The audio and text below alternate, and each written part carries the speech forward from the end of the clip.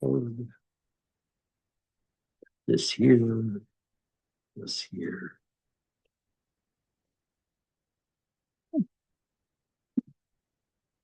Whoops. Okay. As long as I can do this without sneezing, I don't know what's going on. We'll get started. Okay. Tonight's Tuesday. Even though I thought today was Monday, at about 5:30, right after I started eating, I said, "Oh, wait, there's class tonight." Lost track of time. We are talking tonight about three more people. We're finishing off at least three. We're finishing off about talking about Tzvi Kalischer. We'll talk about Rav Mohiliver. We'll talk about Ben Yehuda. Hopefully, we'll get to all of them. Again, just to remind, I know maybe you get tired of hearing this, but there's a method here. We're talking about certain individuals, like about a half a dozen people, 6, 7 people, and we're going to tie it all back together and see how this all plays out. We're in the time period of right now finishing up with Tzvi Kalischer. Went back just a little bit to the end of the 1700s or through most of the 1800s for Tzvi Kalischer. We talked about him as being one of the early religious Jews who was pushing for the Jewish people to not only to move to Israel, make Aliyah, but also to establish a homeland for the Jews for reasons. And one of his boldest arguments he actually put into writing into a book called Drishat Tzion, or Seeking Tzion. So I have to tell you a short story because of this. When we announced we were making Aliyah,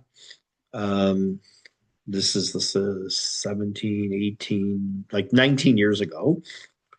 I got a message from someone at Arutz Sheva. They wanted to interview me as a rabbi making Aliyah. I said, sure, no problem. There was going to be an online live interview on the radio.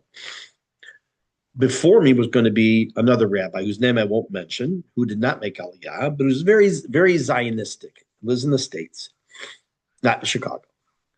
And he was being challenged by Goel Jasper, who was interviewing him. And he was saying, like, look, dude, you talk the talk, you walk the walk, but you really aren't walking the walk. You talk, he says, well, I'd like to think of myself as a Doresh Tzion, someone who's always seeking out Zion. So he comes on with me right after that. He says, what do you think of that? I says, it's nice to be a Doresh Tzion, very good. But then you got to do something. If you lose an object, you seek the object until you find it. So it kind of was pretty simple in my eyes. I would not mention his name. If you want to find, you could go back. If you're that desperate to know, go look in the archives of Arutz Sheva's, if they have it even.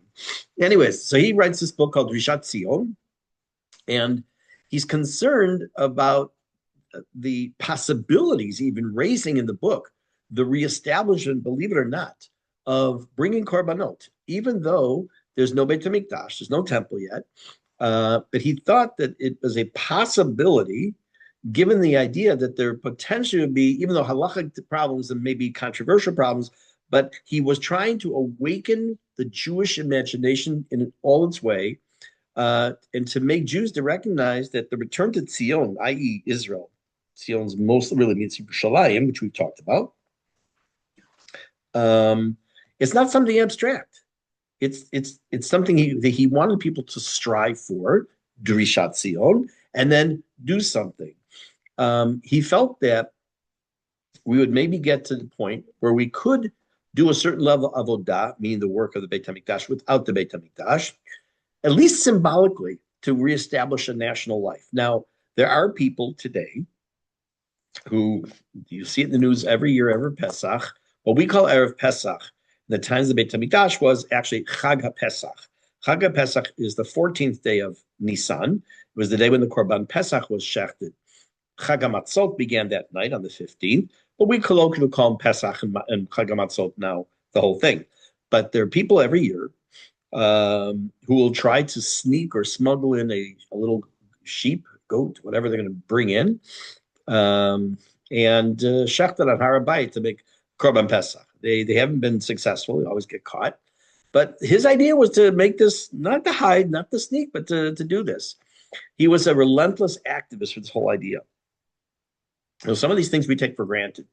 We have to move to Israel. We have to establish a homeland. There's a a song. I don't remember the song, but basically that we are the beneficiaries of the generations before us who handed us this country on a silver platter. I don't remember the exact words of the song, but it's not on a silver platter. I mean, we unfortunately we've seen in this last couple of years the silver platter is pretty. I don't know, so yeah, silver can rust, so it or tarnish doesn't rust. So whatever. But anyways, he establishes a very close relationship with a man named Rabbi Eliyahu Gutmacher, also a respected Rav, and he was a Kabbalist actually from the city of Gretz. And he between the two of them, between Rav Hirsch Kalisch and Rav Gutmacher, they established one of the first religious organizations which can be called a proto-Zionist movement. What does it mean, proto?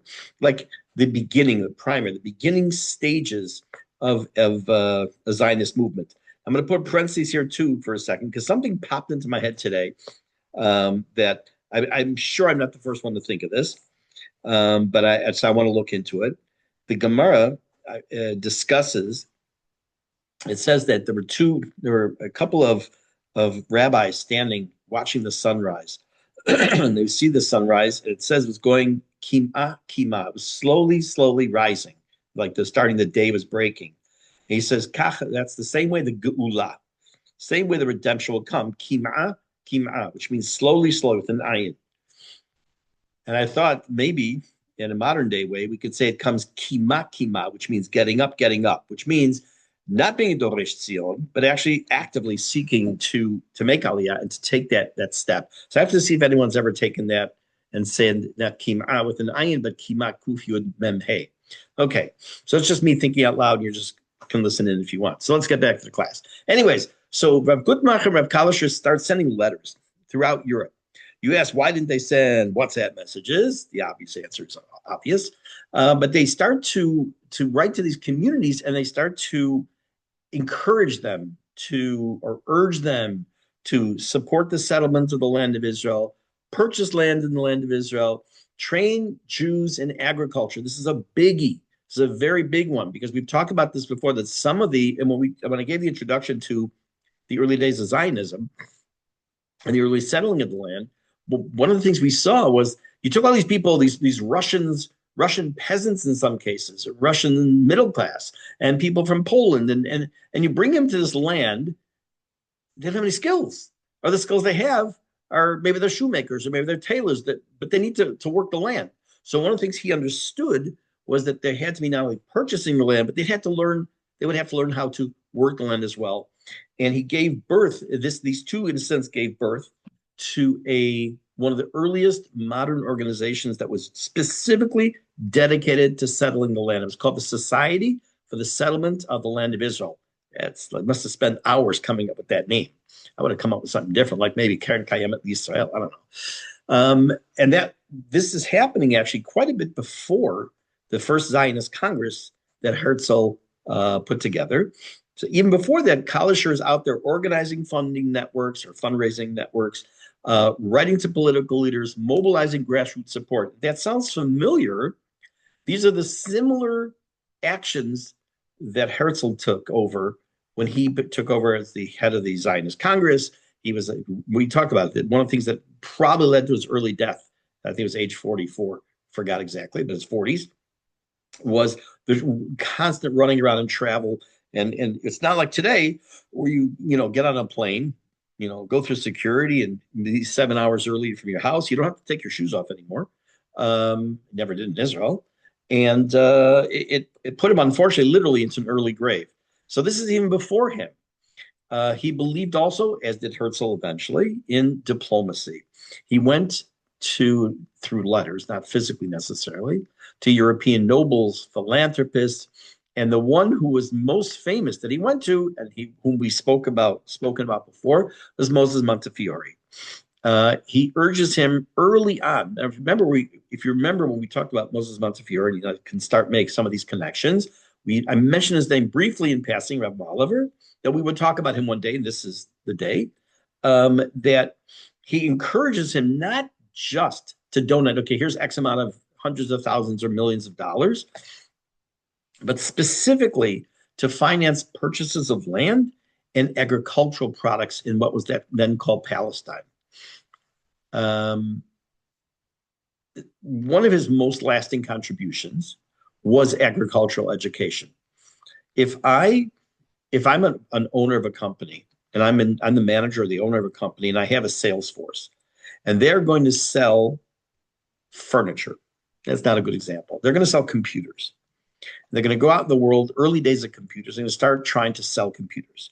And they have no idea of a difference between it back then a CD-ROM, a CRT, which is cathode ray tube, and know what a floppy disk was, know what a hard drive was. They don't know the terminology, but they're going to go out there and sell them.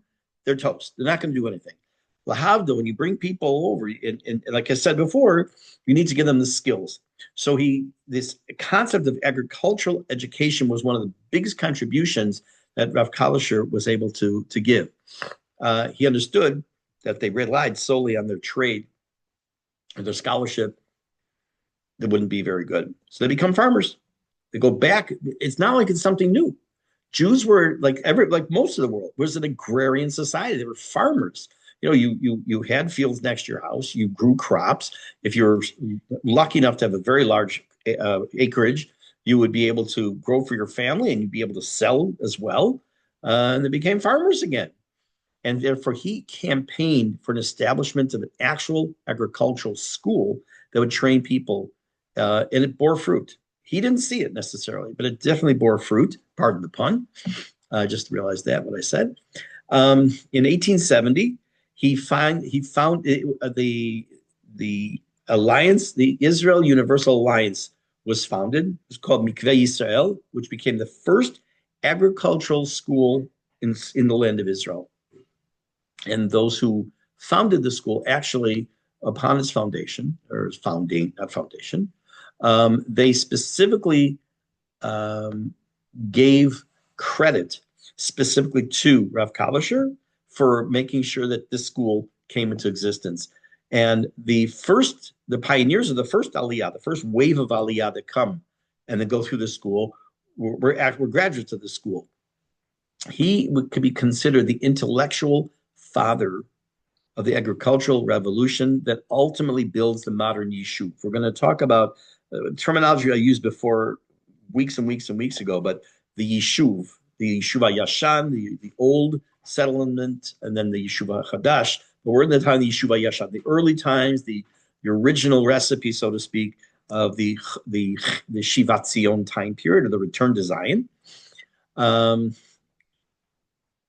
We talked about Rev Reines last week and before, and Rev Reines himself, who was one of the founders of the Mizrahi movement, saw him, meaning Rav Kalischer, as a precursor to everything that was going to come along, who not only was so interested in seeing the land of Israel settled, but also that it be settled with harmony or combination of Torah and nationalism. Again, quite a bit of time before Herzl. Central to the ideology of Kalischer, and this is why I gave a shiur a few weeks ago on the mitzvah of Yishuv Eretz Yisrael. We talked about the Shalosh Shavuot, or the 3 oaths. If you're not sure what I'm talking about, you can look back.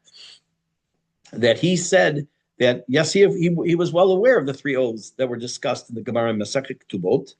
And he said, look, one of those oaths doesn't apply, which is that one of the oaths was that Israel, the Jews, would not, rise up kichoma, like a wall. That meant like a rebellion and mass aliyah, not peaceful, but peaceful settlement. No problem. That doesn't go against one of the 3 oaths. Even though, as I said, all 3 have been debunked anyways, and it doesn't apply anymore. But he saw even dealing with it. He said, look, it's a reality. The Gemara says something. We have to deal with it. And he said, we deal with it by the fact that it says that you can't do it violently in mass amounts. He says, that's not what we're doing. Those arguments would be used by many other rabbis in the Chovavei Tzion movement, the lovers of Zion. Rav Kalischer dies in 1874 and left behind a tremendous legacy. Sometimes it only takes a single idea to transform history. Though I'm sure many of you, if not all of you, know Eli Cohen, our man in Damascus, who was executed many, many years ago. was in the Golan, and he was trying to figure out a way. Remember, he was undercover, and he was high up in Egyptian society, and almost in the government, and um, he came up with a way to identify where the various bases were of our enemies in the area of the Golan. He said, that's very hot. We need to plant trees. He would plant. I'm minimizing it. It's a much broader story. So I'm giving you kind of like a tiny summary. He would plant these various groves of trees so that their soldiers could, rest on the trees. And then by the time of the war comes, Israel's able to bomb those areas because that's where the enemy is. So sometimes it just takes a single idea to transform history. Rav Kalischer's idea of giving people education and to able to settle in and not set them up for failure was a massive thing. One of the big issues that they faced, of course, early on, which we talked about weeks ago, was disease from malaria.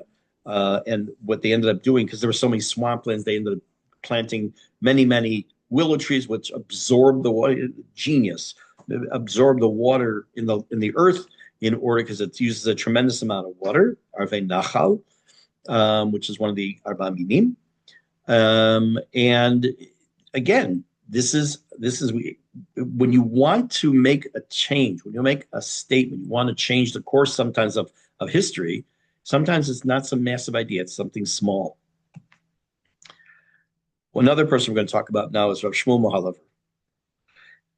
He was one of the most important but underappreciated religious Zionists of this time period. He's born early 1824. He lives to 1898. So he lives almost to the end of the 19th century, which again is relatively modern when we talk about history. Before the establishment of Mizrahi, Rav Mohiliver was already, I've seen his name pronounced Mohiliver and Mohiliver. So whichever one you're aware of is fine. I've seen both. He was already working on not just a religious aspect, and there's a mitzvah of Yishuv Eretz Yisrael, but also the halachic and religious practices to be restored in Israel. Think about this for a minute. I can tell you, I remember many years ago in Chicago that I had people who were going to go to Israel during a Shemitah year, and they started asking me questions. I said, what do I know from Shemitah? What do I know? You learn something. If it's either you have to learn it because you want to learn it, or you learn it if you're going to be a rabbi or someone who's going to help people make decisions on things in halacha, you need it because it's practical. Well, it wasn't practical necessarily for me to sit there and learn halachot of Shemitah. So I didn't. I mean, they're the very, very basic. So if someone would ask me a question and Hilchot Shemitah before they go to Israel, I said, ask there. Now, this is only little old me. I remember calling my posek at the time, Rav Gedalia Dov Schwartz Shlita, after we, Zatzal, sorry, wish it were Shlita. I already moved to Israel. It was about 2 years after we're here. And I called Rav Schwartz with the Shaila. And he was a walking encyclopedia of halacha and history. You name a shtetl in Poland, he'll tell you who the rabbi, the shochet, the local bartender, he knew everything like that. But halacha was like at the tip of his fingers. And I asked him a question, and he says, what are you asking me this for? You should ask this question in Israel. It's an Israel question. I don't remember exactly what it was, but it was either something mitzvot hatluot ba'aretz, mitzvot that had to do with here in the land of Israel, of the land. So he didn't answer me. He said, you have to ask there. So the idea of coming up with a basis for the Jews who are going to now move to Israel, but not just say that, okay, they have the agricultural experience now because they're being taught. They have the land. This is great. But what about the mitzvot that have to do with the land? He was critically powerful in his desire to see halacha come to fruition in the land of Israel. And what did that mean? Trumot and Masrot. Almost, I can't say every, because there's all kinds of border issues within the land of Israel itself. Generally speaking, fruits and vegetables that grow in the land of Israel, and even if they're grown indoors, unlike Shemitah, but they're grown in earth, inside, will be required to have Trumot and Masrot taken from them.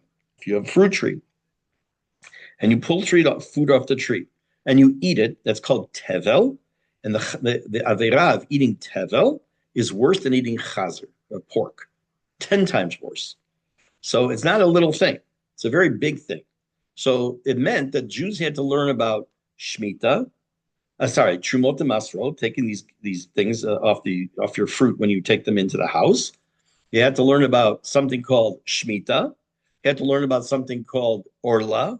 I'll explain that. Something about Neta Revai. All these different sections. I'm going to come explain all those one at a time when we get to it in a couple minutes. All these things they had to be taught. They didn't know it.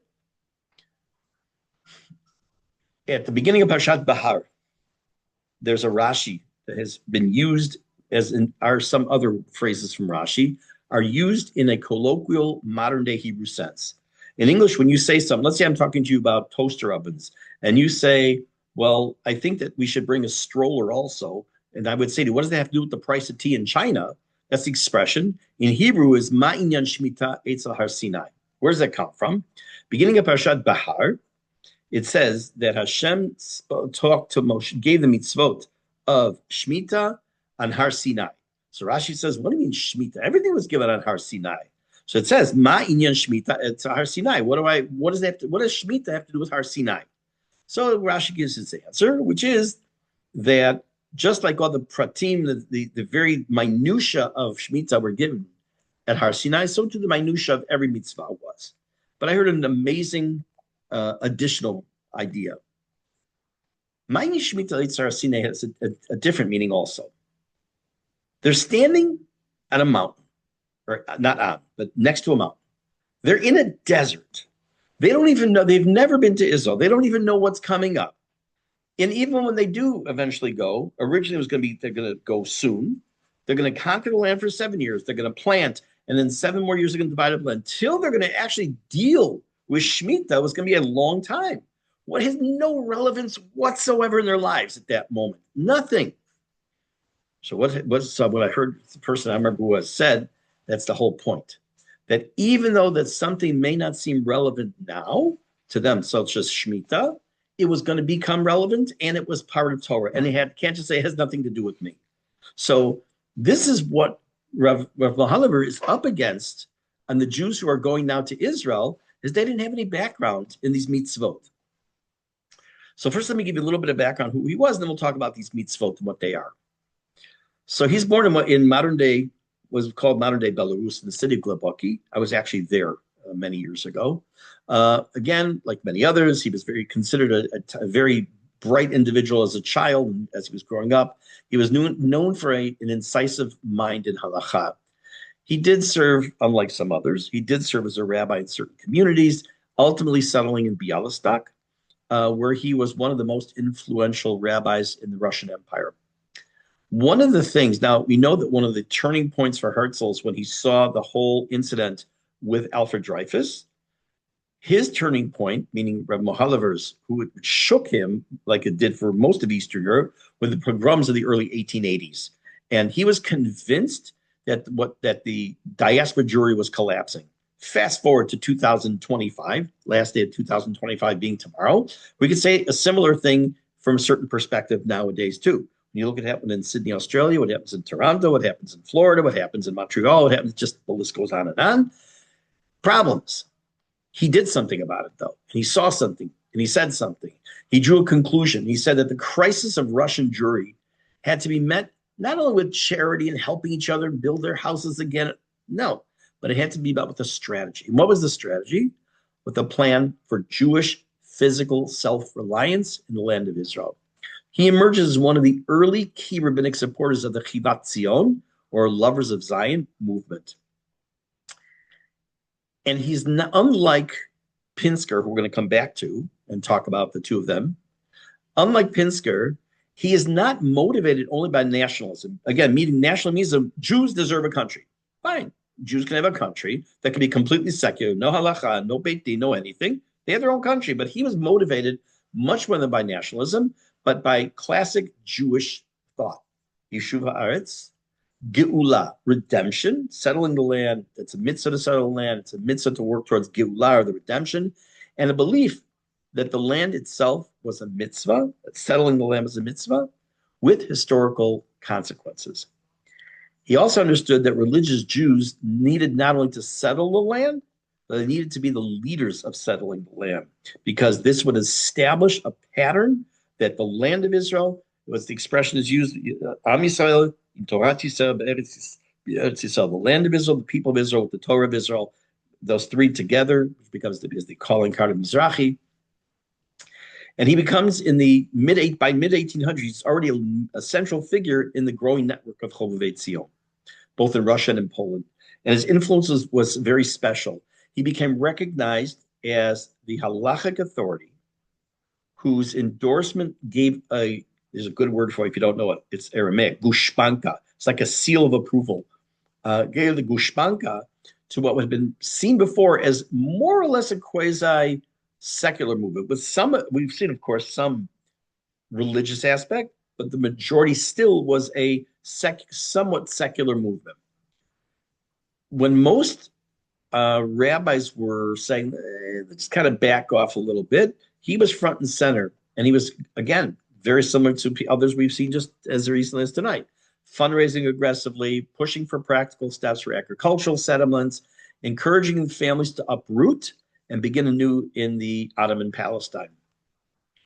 He was pragmatic. Now, we saw pragmatism already from Rav Kalischer when it came to establishing school for agriculture. He is pragmatic when it comes to halacha and infusing this whole movement with Torah.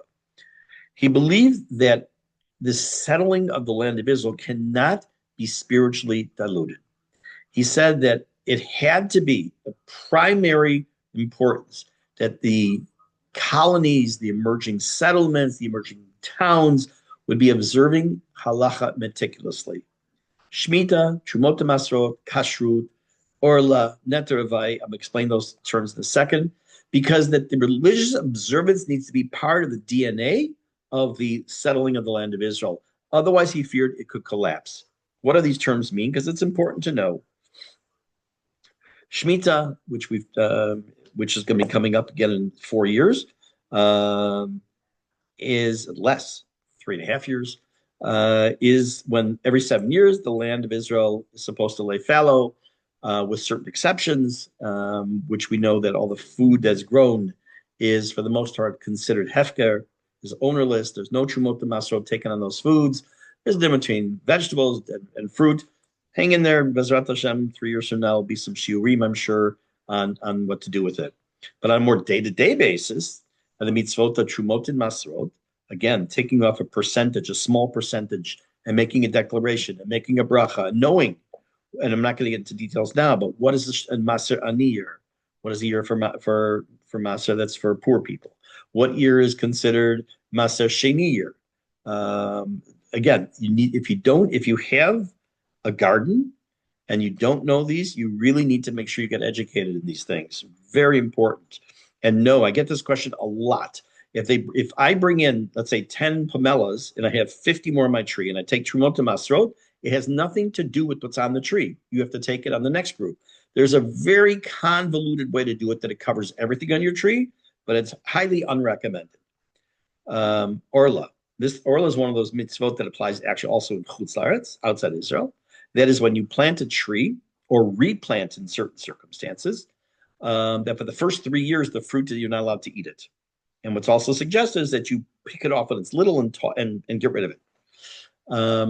The 4th year is called Neter Avai. It has a certain level of kedusha, of holiness, and it needs to be redeemed onto a coin. Again, tonight's not a shear in this, so I'm just going to give you the basics.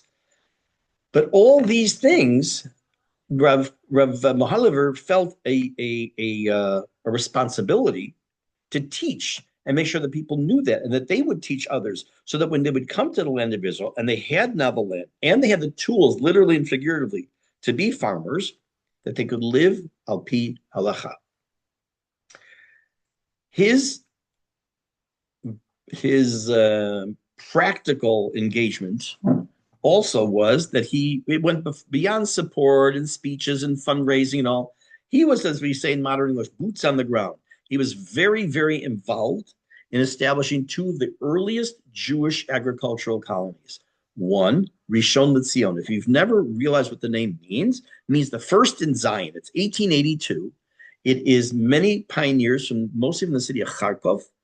They struggled to maintain their settlement. They were having trouble. Rav Mohiliver traveled to them. He checked what their needs were. He got philanthropists involved to help, and he became a broker between Edmund Baron de Rothschild and this particular community to help them. This isn't Montefiore. This is Rothschild now, who we also have spoken about. His voice, his calming nature, his ability to live in so many different worlds, again, traditional, but very knowledgeable, very worldly, convinced Rothschild to adopt and fund this particular city, Rishon LeZion, which I guess is probably better to call at that point a colony. There's another place that was founded that Mohiliver was very involved in, was a place called Ekron, which most of you probably don't know the name Ekron, but for the tour guys in our class, they will. Ekron becomes the city known as Maskeret Batya. How does the name change? We'll see in a minute. But he also helps to organize people to make aliyah to this community, to establish what nowadays we would call a garin or a seed of people to establish this community known as Ekron, and later becomes known as Maskeret Batya. Why? Maskeret Batya means in the memory of Batya. Who was Batya? She was Batya or Betty Solomon de Rothschild, the mother of Baron Edmund de Rothschild. Who was the major benefactor at the time. And it's a memorial of Batya. So it starts off with the name Ekron. I don't remember the reason behind it. I don't think it's a biblical reason. I have a theory, but I didn't look into it, so I'm not going to mention. But as a tip of the hat to Rothschild for all of his work and his financial assistance, they changed the name of the town to Maskeret Batya, which it's still its name today. He was both a spiritual guide, Tom Mohiliver, a spiritual guide, and an architect, a logistical architect, not a physical architect, but he was a logistics man. He helped select families who would settle there, arrange resources, encourage purchasing of agricultural tools, and even, of course, consulting in halachic aspects of farming. Now, what do you mean halachic aspects? We just said there's Shemitah, there's Neter Vay, there's more than that.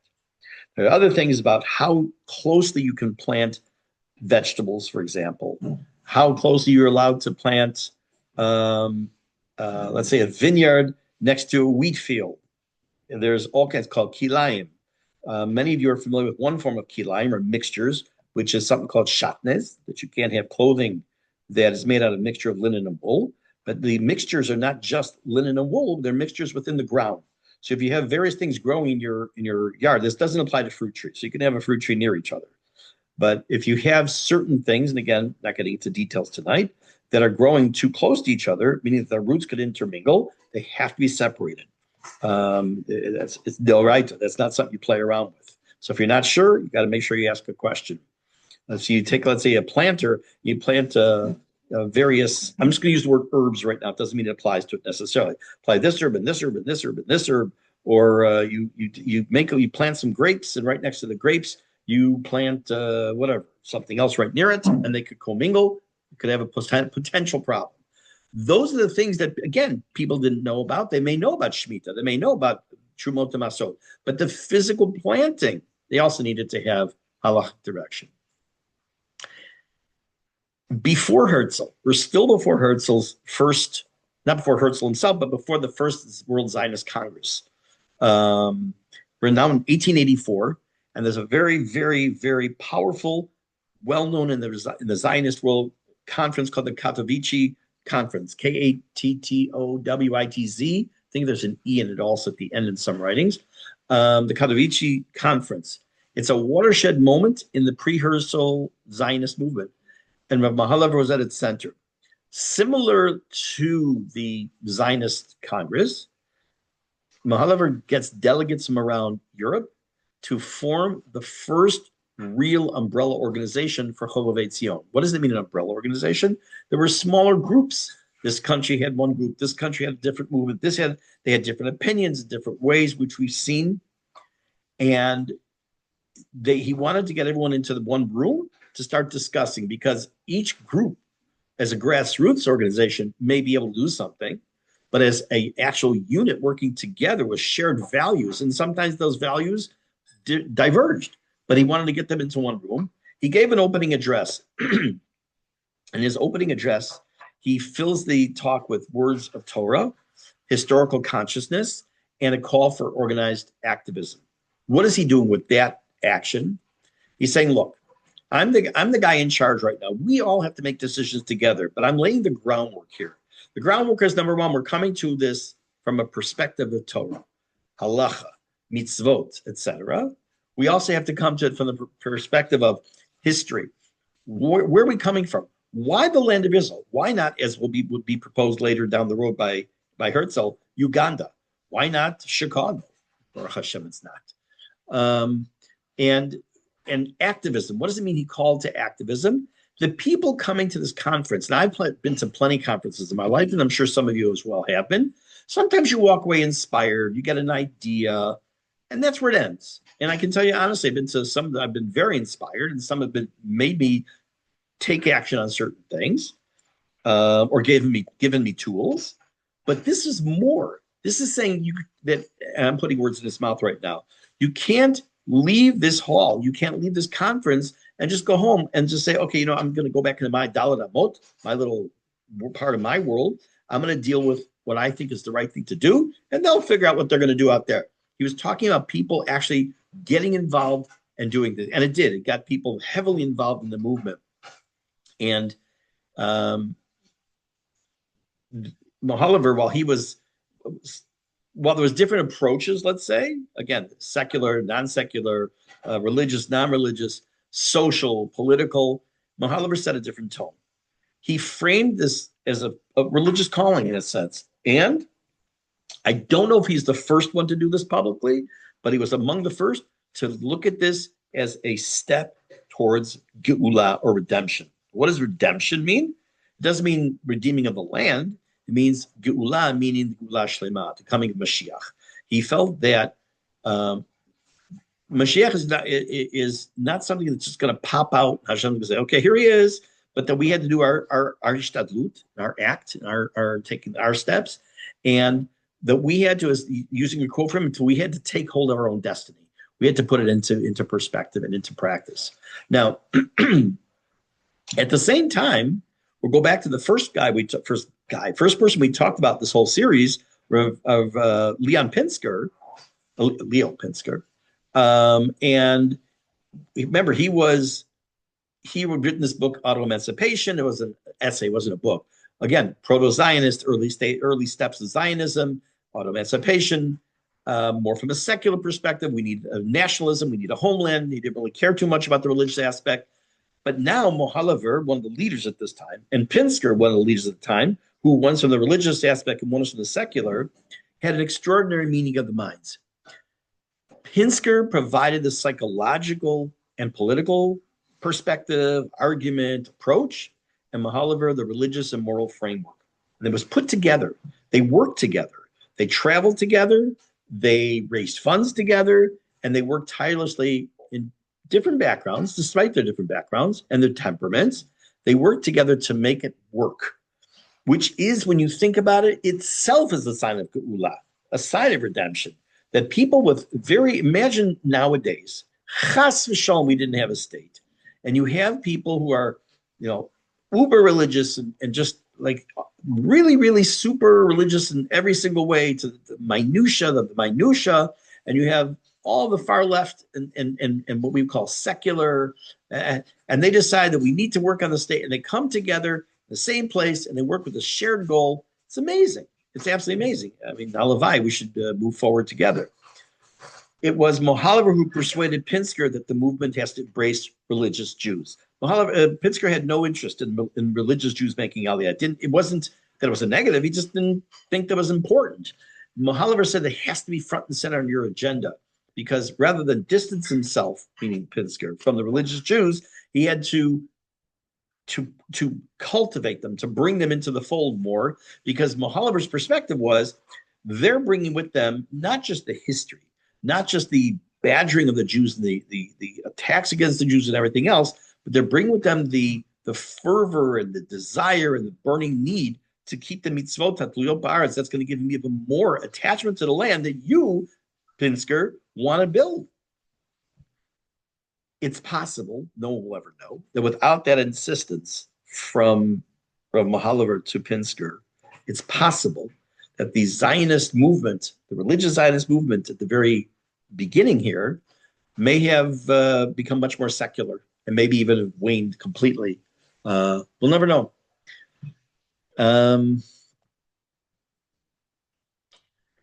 He also wrote many letters and responsa like Chuvot, communal letters that heavily influenced halachic writings. And most important, it had a heavily influence on Rav Kook and other rabbis in the Mizrahi movement. In this sense, Rav Mohiliver could be considered the first posek of modern agricultural Zionism.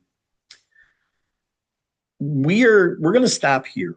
I'll just tell you, like I say, he died in 1898, just a few months shy of Herzl's first Zionist Congress. But Herzl himself recognized Mohiliver as one of the pioneers that would make his Congress even become possible. His Levi's funeral, which was in Bialystok, drew thousands and thousands of rabbis and lay leaders and early Zionists of every ideological stripe. He got along with everybody, which was itself a magnificent accomplishment in his life. When he passed away, it was almost a symbolic end to the earliest stages of Zionist activism. And he is remembered as I said, father of agricultural settlement, one of the earliest halachic authorities in the Zionist movement, the religious conscience of Chivat Zion, a bridge between Judaism and national revival. And we owe a tremendous debt of gratitude to him for what we have today in modern day Israel. As again, if you ask random people who are somewhat knowledgeable in the history of Zionism or are themselves religious Zionists, his name doesn't come up a lot. You'll hear Kalischer and some others. Pinsker is not religious, but in early Zionism. But Mohiliver's name, for some reason, doesn't. And I just wanted to spend, let's say, that extra time talking about him. So we didn't get to Eliezer ben Yehuda, who was a colorful individual who has influenced every single perspective of modern day Hebrew, which we'll Bezrat Hashem talk about next week. In the meantime, I will wish you all a good evening, and thank you all for being here.